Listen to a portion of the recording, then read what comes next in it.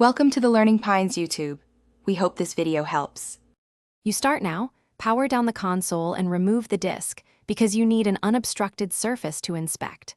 Lay the disk flat and use bright light to identify scratches, smudges, and debris. Once done, blow short bursts of canned air to remove loose dust, then brush gently from center to outer edge. Make sure to keep the central hub clean. Oils concentrate there. These first steps reduce the risk of pushing grit into the lens and set you up for a safer wet clean. You now perform the core cleaning. Dampen a corner of the microfiber cloth with 1-2 drops of isopropyl and gently wipe in straight lines from the center toward the rim to lift grime without worsening scratches. Repeat with a dry section to remove residue and inspect under light between passes. If adhesive or sticky residue persists, rub very lightly with isopropyl until it softens. Make sure to let the disk air for several minutes. Moisture can cause read errors if inserted too soon.